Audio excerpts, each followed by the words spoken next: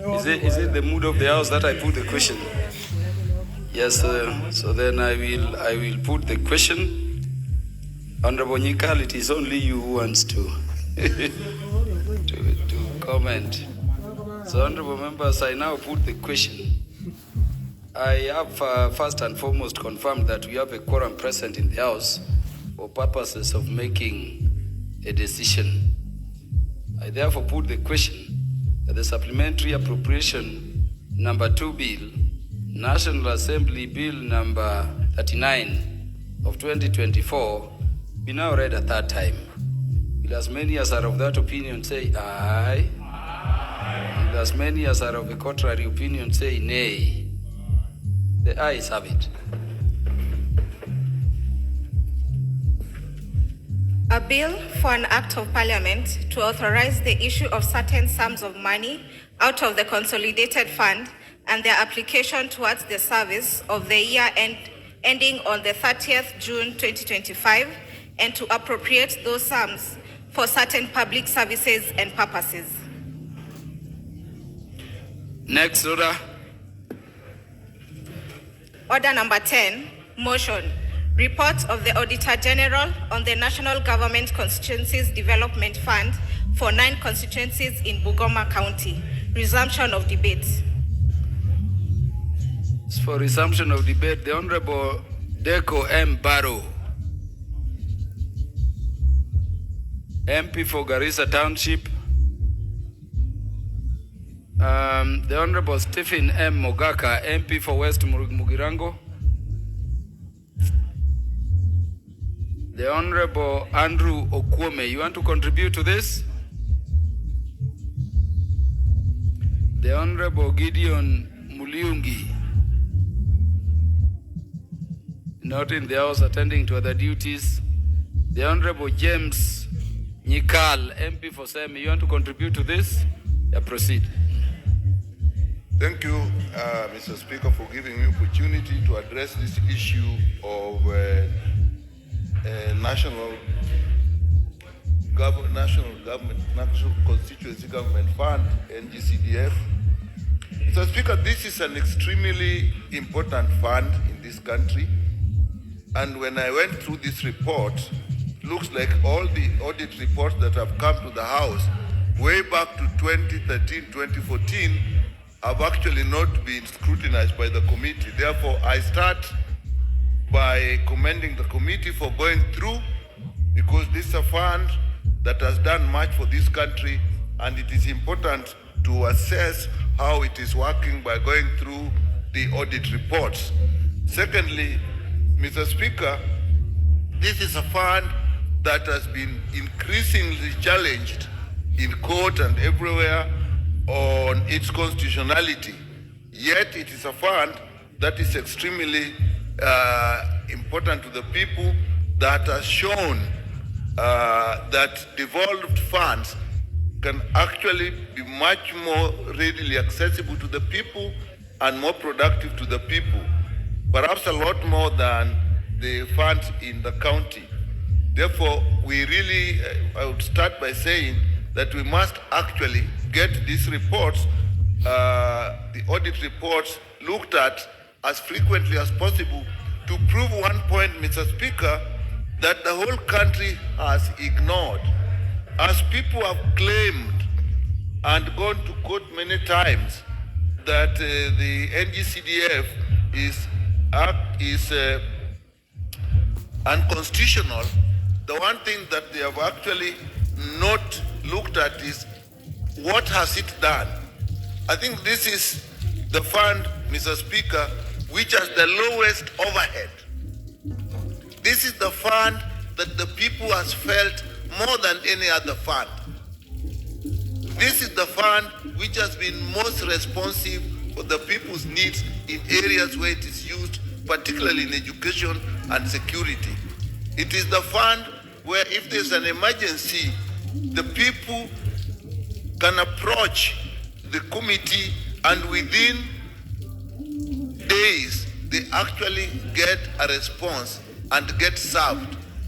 Most other government funds have long bureaucratic processes that when people are in need actually they do not get the help they deserve. So, Mr. Speaker, this is an extremely important fund.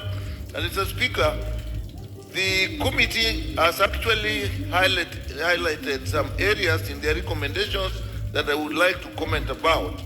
The Speaker, one is the area of land purchase.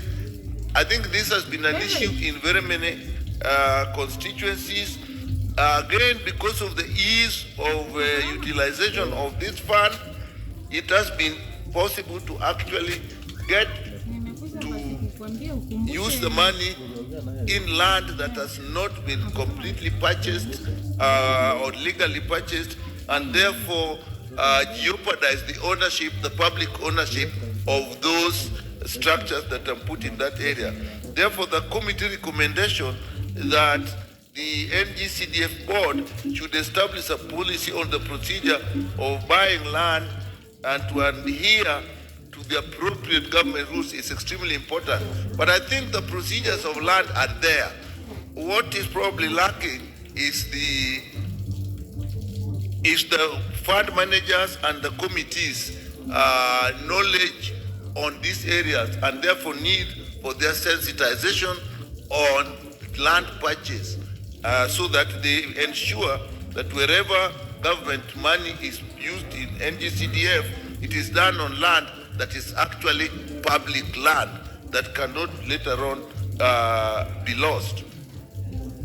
Mr. Speaker, they have also made a recommendation on the use of emergency fund, and this actually, in my view, needs a broader definition than in the Act now.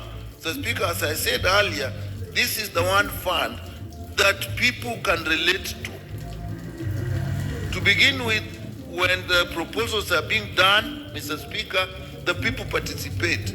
And even after that, if there's a problem, like a house is burnt, the toilets are sunk, or some emergency for schools like that, they quickly respond. Mr. Speaker, it is important that the definition of emergency is broad so that people are not, the fund is not tied, the committees are not tied, so that where the people are needy, they cannot use it. Mr. Speaker, I'll give you an example where we had a government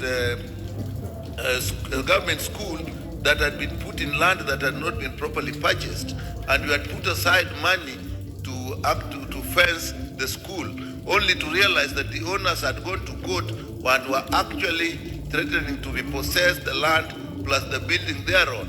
And we utilized the fund on an emergency basis, which was later questioned, and it was said that that was not an emergency. In my view, that was an emergency. So the definition of emergency should be broad, because this is a fund for the people. It is, people have access to it. It should not be so strictly controlled to avoid or to prevent quick use. They have also made a comment and made a recommendation on partial completion of projects. Again, this is important that actually when a project is funded, it should be completed. But what normally happens is sometimes the board allocates money and not enough money as was in the proposal, and then they say they'll allocate more. As much as that is good, it actually delays the projects. And I think that where we are going to do partial, particularly I think this works in urban areas where schools actually need to be large, double-storied houses that cannot be done in one at one time or in one go. So I think we should see that those ones, the financing is done appropriately, adequate money is given, at least within 2 financial years, then it is done. The Speaker, they also made a recommendation on a policy framework of costing projects. I agree with them on that. But Mr. Speaker, there is an implementation that is going on within the NGCDF board here that I think we should look at very carefully, because it will give us problems.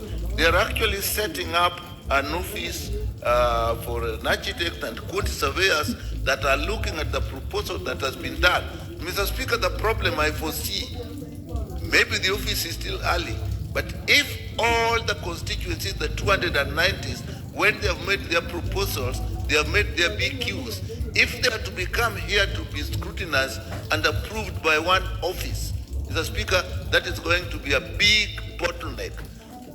And maybe they will respond by opening many branches of these offices of quantity surveyors and architects. But Mr. Speaker, that would be a duplication. In all the counties, there are actually offices of quantity surveyors and architects. I think we should just improve our relationship with those offices so that they help us. The problem is they tend to actually charge a very high amount, which actually increases the overheads.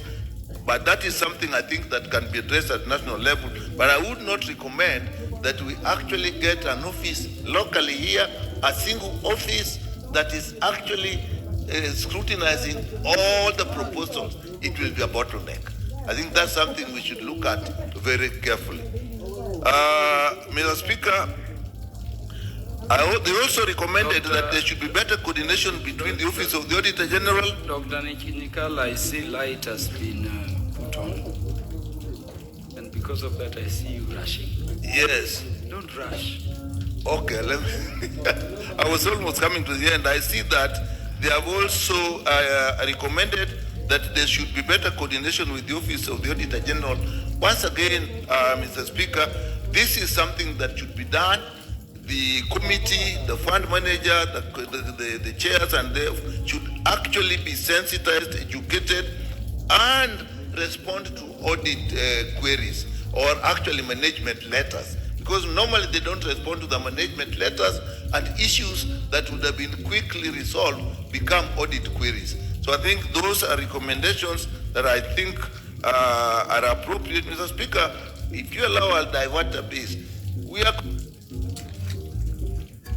I want to add you more minutes. How many more minutes? Less than 10 minutes. Yes, at 3 will be okay. Give Honorable Dr. Nyikal 5 more minutes. Okay. Mr. Speaker, I've had my colleagues complain here of the court decisions. I'm not a lawyer, but I've heard something either that the courts or the judges are blind. And they go by the letter of the law. And those laws are made by this House. If you're in a situation, Mr. Speaker, where courts are increasingly finding the laws that are made in this House unconstitutional, where does the blame lie? As much as we would blame the courts, we must first of all look at ourselves.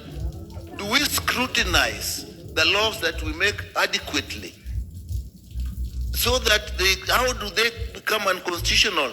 And they have passed through the legal system in Parliament, and then they have passed through Parliament, through the committees in Parliament, which have legal advisors, and then the courts actually find them unconstitutional. I think the blame starts with us, Mr. Speaker. And I know in this Parliament, we have had recently where we have come with this thing of put the question, and people very quickly with the majority pass the law without listening to people, without discussion. The dictum that the minority will have their say and the majority will have their way is extremely important, Mr. Speaker, because the view of the minority may sometimes help situations where important issues would have been missed. So it is important that members of this House are allowed to put points, even when we're in a hurry. Sometimes it sounds like instructions to pass laws quickly. I think therein lies the problem that we may be blaming the courts for. Thank you, Mr. Speaker.